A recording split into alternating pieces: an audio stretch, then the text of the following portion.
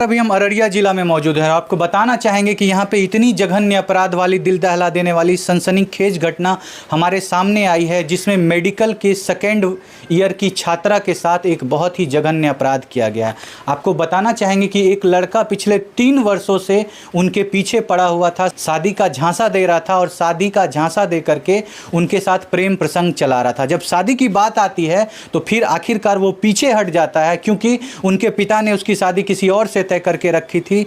दहेज में बहुत बड़ा रकम मिल रहा था, तो प्यार उस जगह पे साइड हो जाता है। जब लड़की मौजूद नहीं रहती है तो उन्होंने कुछ नोट लिखा हुआ था। उस नोट में वो लिखती हैं कि मेरे साथ जो ये पाप किया गया है, मेरे को जो बदनाम किया गया है, उसके लिए हम कभी भी लड़के के परिवार वाले और लड़के को कभी भी माफ़ नहीं करेंगे। आप सोच करके देखिए, ये कोई ऐसी वैसी लड़की नहीं थी, मेडिकल की छात्रा थी, एक पढ़ी लिखी लड़की जिसका बहुत सुनहरा भविष्य आगे आने वाला था। और ये जो लड़का था वो एक इलेक्ट्रॉनिक और कैफ़े का दुकान चलाता था। आपको बताना चाहेंगे कि इसी कैफ़े के दुकान में जब वो लड़की अपना कोई फॉर्म भरने के लिए जाती है, इसी दौरान इन दोनों का नंबर एक्सचेंज होता है और फिर धीरे धीरे बात होने लगती है फ़ोन पे। लेकिन चूंकि लड़की बहुत सिंसियर थी, पढ़ाई पे ध्यान देती है, लड़का अक्सर फ़ोन करता है, इसके द्वारा मना भी किया जाता है कि तुम हमको फ़ोन ना करो। फिर किसी बहाने से उसके घर तक का नंबर लिया जाता है, उनकी भाभी को फ़ोन किया जाता है, फोर्स किया जाता है, घर में एक माहौल बनाया जाता है कि हम तुमसे शादी करेंगे, और शादी का झांसा दे करके लड़की के साथ शोषण भी किया जाता है। आपको बताना चाहेंगे कि लड़की इतनी मेंटली डिस्टर्ब चल रही थी कि उसका एग्ज़ाम होने वाला था अभी से महज 7-8 दिन के बाद। प्रैक्टिकल का एग्ज़ाम था। अपने एग्ज़ाम को छोड़ करके लड़के के बुलाने पे वो वापस पूर्णिया आती है। आपको बताना चाहेंगे कि वो पटना में पढ़ाई कर रही होती है, पूर्णिया आती है और पूर्णिया में किसी होटल में 2 दिन वो लोग रुकते हैं। सीसीटीवी फुटेज में सारा कुछ आया हुआ है कि कब लड़का आता है, कब बाहर जाता है, और उस होटल में आखिरकार उस लड़की का खात्मा हो जाता है। आपको बताना चाहेंगे कि घर परिवार वाले सभी के मन में ये शक है कि लड़की को ख़त्म कर दिया गया है, क्योंकि वो लड़का पैसे के आड़ में शादी नहीं करना चाहता था। क्योंकि लड़की को सारे समाज में बदनाम करके रखा था, सारे दुनिया वाले जान गए थे, लड़की काफ़ी दुखी थी, उससे शादी करना चाहती थी, इसलिए आखिरकार उस लड़के ने रास्ते से इस लड़की को हटा दिया। अभी हम उन्हीं के परिवार में मौजूद हैं, यहाँ पे उनके परिवार के सारे सदस्य मौजूद हैं। आपको बात करवाएंगे, सभी लोगों से सुनवाएंगे कि आखिर क्या थी वजह। चलिए आपको लेकर के चलते हैं परिवार वालों के पास, इन्हीं से सुनवाते हैं, आपको सारी घटना, सारी जानकारी दिलवाते हैं कि आखिर कैसे समाप्त किया गया इनकी बेटी को, क्या षड्यंत्र चल रहा था उस लड़के के मन में। माफ़ कीजिएगा सर, ऐसी परिस्थिति में आपसे इस तरह की बातें पूछ रहे हैं कि आपकी बेटी को कैसे समाप्त किया गया, क्यों ख़त्म किया गया, लेकिन हमारा काम है, हमको दिखाना पड़ता है। माफ़ी चाहेंगे सर, आपको क्या लगता है आखिरकार वो लड़का क्यों आपकी बेटी को समाप्त किया है सर?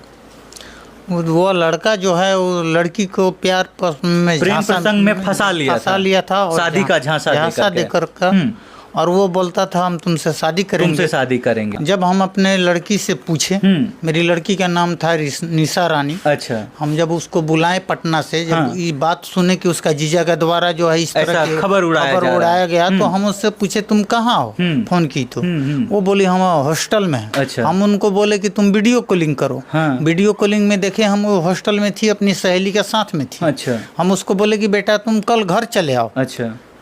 बोली ठीक है पापा, हम कल घर चले आते हैं। तो वो घर चली आई। वो घर चली आई।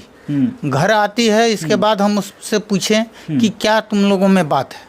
वो बताई कि एक लड़का इस तरह कर रहा है, हमको बोल रहा है शादी करने के लिए हमके साथ इग्नोर कर रहा है। तो और जो है हम ये सब बात सुनने के बाद उससे नंबर लिए, उसके बाद उससे फादर से उसका बात किए। तो कहा कि देखिए हम अपने लड़का को सेट कर दिए 19 लाख रुपया में, उससे ज्यादा कोई देगा तो हम करेंगे। हम कहे जब इस तरह की बात है तो मेरी लड़की से शादी कर लीजिए। तो कहा कि नहीं, जब 20 लाख रुपया आप दीजिएगा तब करेंगे। तो आपने बोला नहीं सर कि आपका बेटा फिर मेरी बेटी को क्यों टॉर्चर कर रहा है कि हमसे शादी करो? बोले कि लड़का क्यों आपका टॉर्चर कर रहा है, हमारे पास 20 लाख रुपया नहीं है कि हम 20 लाख रुपया देंगे। हमारी बेटी पढ़ी लिखी है, मेडिकल के स्टूडेंट है, आपका बेटा कुछ नहीं करता है, दुकान चलाता है, हम क्यों पैसा देंगे? हम बोले थे कि हम 20 लाख क्यों दें, हम 20 लाख रुपया देकर उसको डिग्री प्राप्त करवा रहे हैं। तो उसके बाद जो है ये लोग हमारी लड़की को जो है बदनाम कर दिया था। और कि भाग गई है, किसी के साथ रिलेशन में है।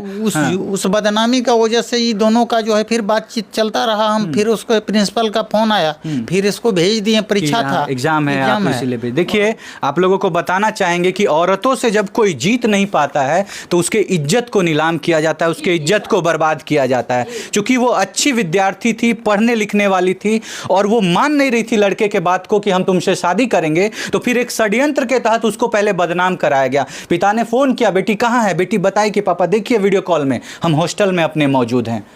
और उसके बाद जब पिता को ये विश्वास नहीं हुआ, फिर उन्होंने घर बुलाया। घर आकर के भी बेटी कहती है कि हमको विवाह नहीं करना है। फिर भी वो लड़का हार नहीं माना, टॉर्चर करते रहा, उसको परेशान करते रहा। आखिरकार लड़की हार मान करके उसके पास आती है पूर्णिया में। फिर उस 2 रात होटल में क्या ऐसा होता है, क्यों वो लड़का उस लड़की को समाप्त कर देता है, आगे की बात आपको हम सुनवाते हैं पापा से। आप बने रहिएगा वीडियो में। जी सर। इस बीच में तो ये लोगों को दोनों को कैसे बात होने लगा, और क्या वो प्रलोभन देकर उसको जो है पटना से पूर्णिया बुला लेता है। और पूर्णिया आने की दरमियान में हमसे कोई बातचीत नहीं हुई थी। आप लोगों को कोई जानकारी नहीं थी कि बेटी आ रही है। मगर हम तो पर दिन उससे फोन से बात करते थे। 7 दिन के बाद एग्जाम था आपकी बेटी का सर। 7 दिन के बाद वो बोली थी पापा हमारा एग्जाम है। तो इसी बीच में वो आ जाती है। और आने के बाद हमको लगता है कि प्रलोभन देकर बोला कि आप आओ तो हम कोर्ट मैरिज करेंगे या कुछ बोलो। जैसे हमको अपने मन में होता है, जो भी आपको लग रहा है। ये उन दोनों के बीच की बात कोई नहीं जानता है। इसके बाद जब वो आता है यहाँ, इन दोनों का अंदर जो है क्या मतभेद होता है, लड़ाई होता है, झगड़ा होता है, टॉर्चर किया जाता है, क्या होता है। हाँ, हम लोग जब गए वहाँ जाकर जो खोले देखें, हमको लाश देखने से लगा कि इसको खत्म किया गया, अपने से नहीं की। ये पलंग की दूरी और पंखा का दूरी से जो है ऐसा लगा कि वो पैर जो है पलंग पर सटा हुआ नहीं, एक बीत फालतू ही है। पलंग इतना ऊंचा है और पंखा की जो कोई आदमी आ जा सकता है। हम आप लोगों से यही कहेंगे कि इसका जो है जो भी इसके पीछे शामिल है उसको कड़ी से कड़ी सजा मिलना चाहिए। आजीवन करवास हो या उसके लिए उचित दंड है, उसको मिलना चाहिए। देखिए, आप सोच सकते हैं कि कितना बड़ा षड्यंत्र रचा गया। आज समाज में ऐसे ही हो रहा है।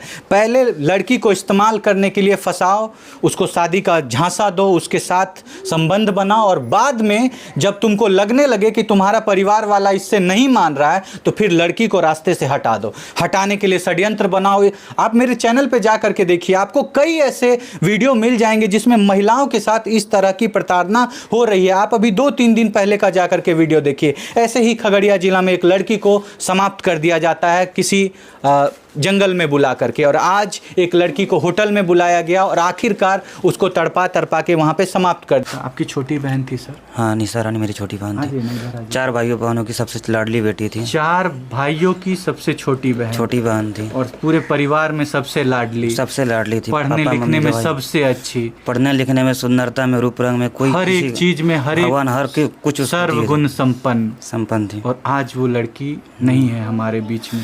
कारण वो 12वीं भी साइंस से की थी, और इसके बाद पटना में रहकर BSc नर्सिंग का तैयारी कर रही थी, जो कि उसे लक्ष्य था कि हम कुछ काबिल बने और एक डॉक्टर बन के गांव की सेवा करें।